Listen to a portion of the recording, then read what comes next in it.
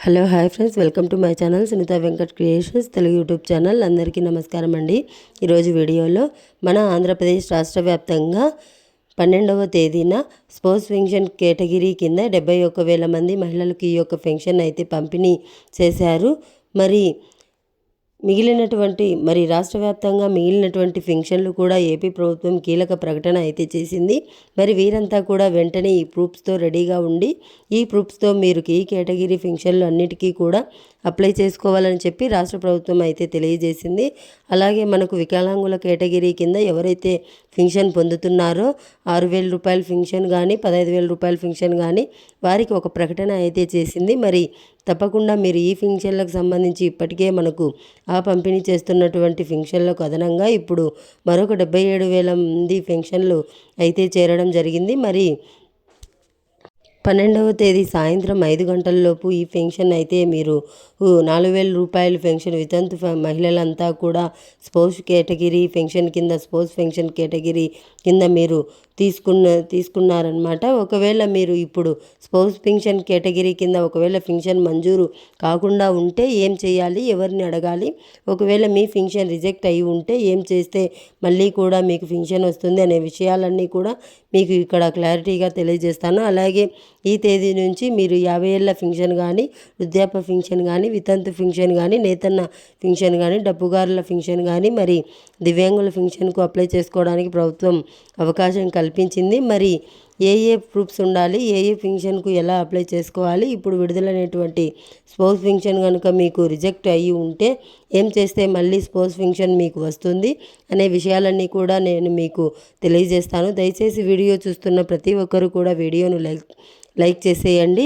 మీకు ఎదురుగా కనిపిస్తూ ఉంటుంది, తప్పకుండా మీరు వీడియోను లైక్ చేసేయాలి. మీరు ఎప్పుడైతే లైక్ చేస్తారో అప్పుడే మీరు మరింత సమాచారాన్ని తెలుసుకోవడానికి ఛాన్స్ ఉంటుంది. వెంటనే వీడియోని లైక్ చేసేయండి. అలాగే పక్కనే షేర్ బటన్ ఉంది, ఆ షేర్ బటన్ పైన నొక్కి మీ బంధువులకు, స్నేహితులకు మీరు ఈ వీడియో లింక్ అనేది వాట్సాప్ ద్వారా షేర్ చేసేయండి. వారు కూడా మీతో పాటు ఇన్ఫర్మేషన్ తెలుసుకోవడానికి అవకాశం ఉంటుంది. ముందుగా మీరు వీడియోను చివరి దాకా చూడడానికి ప్రయత్నం చేయండి. మీరు ఎప్పుడైతే చివరి వరకు చూస్తారో అప్పుడే మీకు సమాచారం అనేది పూర్తిగా తెలియడానికి అవకాశం ఉంటుంది. తప్పకుండా చివరి వరకు చూడండి. ఇక వీడియోను చివరి వరకు చూడడమే కాకుండా సబ్స్క్రైబ్ కూడా చేసుకొని చూడాలి. మీరు ఎప్పుడైతే సబ్స్క్రైబ్ చేసుకుంటారో అప్పుడే మీరు మరింత సమాచారాన్ని, మరింత అప్డేట్స్ను తెలుసుకోవడానికి ఛాన్స్ అయితే ఉంటుంది. తప్పకుండా సబ్స్క్రైబ్ చేసుకోండి.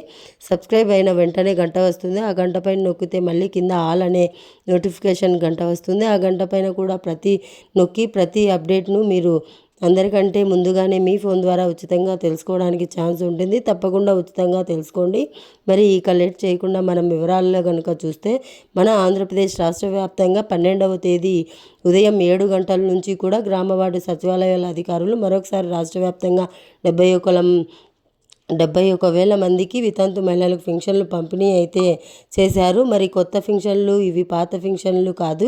కొత్త పెన్షన్లు ఎవరైతే మనకు భర్తకు పెన్షన్ వస్తూ ఉండి భర్త కనుక చనిపోయి ఉంటే ఆ మహిళలకు పెన్షన్ మంజూరు చేశారు సీఎం చంద్రబాబు నాయుడు గారు. మరి ఆ పెన్షన్ అయితే ఆ రోజు పంపిణీ చేశారు. మరి ప్రతి ఒక్కరు కూడా, నేను గత వీడియోలో కూడా చెప్పాను, ఖచ్చితంగా ప్రతి ఒక్కరు కూడా ఇది మొదటి పెన్షన్ కాబట్టి మీరు పెన్షన్ అనేది తప్పనిసరిగా పొందాలి. ఒకవేళ ఈ నెలలో కనుక తీసుకోకపోతే మళ్ళీ కూడా మీకు ప్రాబ్లం అయితే వస్తుంది కాబట్టి పెన్షన్ అనేది తప్పకుండా తీసుకోండి.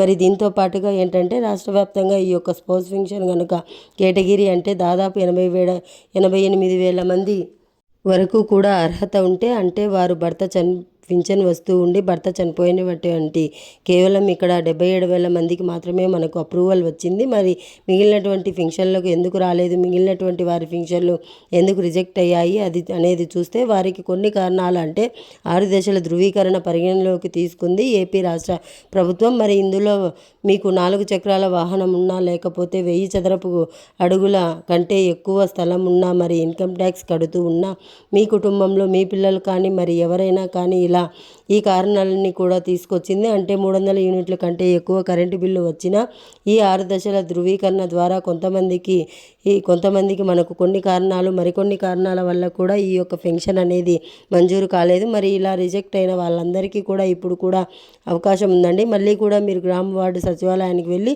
ఈ స్పౌస్ పెన్షన్ కింద మళ్ళీ కూడా మీరు దరఖాస్తు పెట్టుకోవచ్చు. మరి మళ్ళీ కూడా స్పౌస్ పెన్షన్కు దరఖాస్తు పెట్టుకుంటే ఈ దరఖాస్తులను పరిశీలించి రాష్ట్ర ప్రభుత్వం మీకు ఈ యొక్క డబ్బులు అనేది విడుదల చేయడం అయితే జరుగుతుంది. పెన్షన్ అయితే మంజూరు చేయడం జరుగుతుంది. ప్రస్తుతానికి 4,000 రూపాయలు పెన్షన్ పంపిణీ అయితే జరిగింది. తప్పకుండా మీరు ఎవరు కూడా మిస్ అవ్వకుండా ఈ స్పౌస్ పెన్షన్ అయితే పొందండి. రాష్ట్ర ప్రభుత్వం చాలా క్లారిటీగా చెప్తుంది. మీకు ఏం కారణం చేత రిజెక్ట్ అయినా కూడా మీకు ఇబ్బంది లేదు, మళ్ళీ కూడా మీకు పెన్షన్ అయితే మంజూరు చేయడం జరుగుతుందన్నమాట. మరి దీంతో పాటుగా రాష్ట్ర వ్యాప్తంగా సీఎం చంద్రబాబు నాయుడు గారు ఎన్నికల మేనిఫెస్టోలో ఖచ్చితంగా బీసీ, ఎస్సీ, ఎస్టీలకు 50 సంవత్సరాలకే పెన్షన్ ఇస్తామని చెప్పి ఆయన చెప్పడం జరిగింది. మరి బీసీ, ఎస్సీ, ఎస్టీలకు 50 సంవత్సరాలకే పెన్షన్ ప్రారంభించడానికి ప్రభుత్వం కసరత్తులు అయితే మొదలుపెట్టింది. మరి ఇప్పటికీ స్పౌస్ పెన్షన్లు అయిపోయింది. మరి మిగిలినటువంటి వాళ్ళు ఉన్నారు అంటే భర్తకు పెన్షన్ రాకుండా భర్త చనిపోయినటువంటి వితంతు మహిళలు ఉన్నారు. అలాగే మనకు వృద్ధులు ఉన్నారు, దివ్యాంగులు ఉన్నారు, డప్పుకారులు ఉన్నారు, చర్మకారులు ఉన్నారు. ఇలా చాలామంది ఉన్నారనమాట. ఇప్పుడు ఒక్కొక్కరికి కేటగిరీ పెన్షన్కి మనం ఎలా అప్లై చేసుకోవాలి, ఎప్పటి నుంచి అవకాశం ఎక్కువగా ఎదురు చూస్తుంది 50 ఏళ్ల పెన్షన్కి. ఎందుకంటే బీసీ, ఎస్సీ, ఎస్టీలకు ఇస్తామని గతంలోనే సీఎం చంద్రబాబు నాయుడు గారు చెప్పారు. ఈయన చెప్పినటువంటి అప్డేట్ ప్రకారం చూస్తే మనకు ఈ బీసీ, ఎస్సీ, ఎస్టీలో 50 సంవత్సరాలు వచ్చిన వారు ఎంతమంది ఉన్నారని చెప్పి ప్రభుత్వం అయితే గుర్తిస్తూ ఉంది. అంటే గ్రామ వార్డు సచివాలయాల దగ్గర డేటా ఉంటుంది. ఆ డేటా ప్రకారం మనకు ఇక్కడ ఎంతమంది ఉన్నారు 50 సంవత్సరాలు వచ్చిన వారు ఈ బీసీ, ఎస్సీ, ఎస్టీలు అని చెప్పి ప్రభుత్వం అయితే లెక్కలు వేస్తుంది.